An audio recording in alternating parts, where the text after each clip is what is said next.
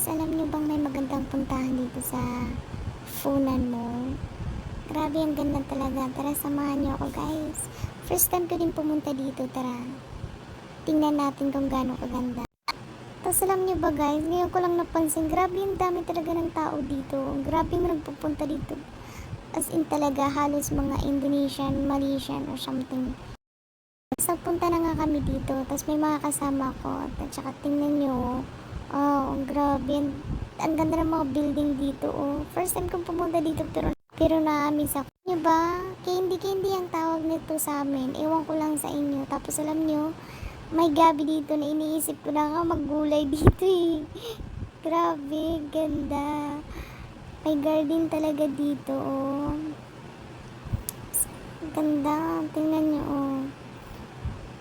Pero guys, tingnan nyo yung napansin ko yung ano nila. Yung okra ang tataba. Ang daming gulay dito. Ganyan, mga alugbati.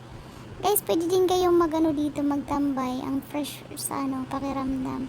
Tapos tara, lakad tayo papunta dito. Pwede din kayo magdala dito ng jowa. Sana all. Tapos first time ko makakita ng ganyan. Saging dito sa Singapore. Yan, ganyan. Wow, ganda. Daming gulay dito. Yan yung alugbati. Alugbati pala yan. Sorry naman. Kasi yan. Daming gulay. Yan. Opo. Daming gulay. Gusto namin sana magtambay dito kaso kasi sobrang init lang. Yan yung Balimbing.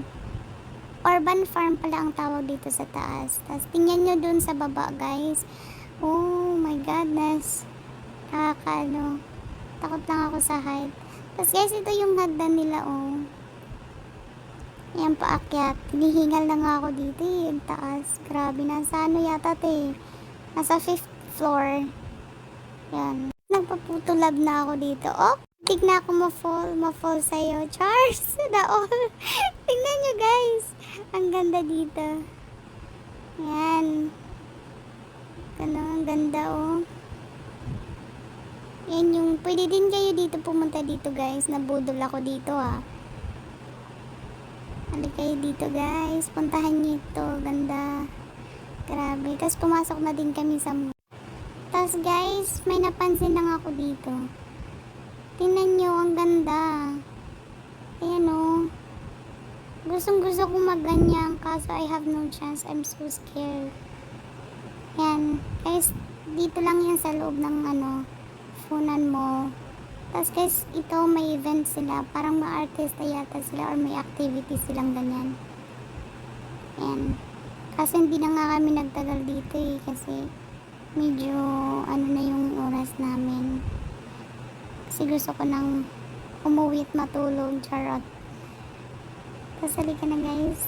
Basta, ang ganda kasi ng labas ng Funan. Grabe. Ayan. Thank you guys sa pagsama sa akin. Thank you sa panonood sa video ko. Thank you so much. Bye!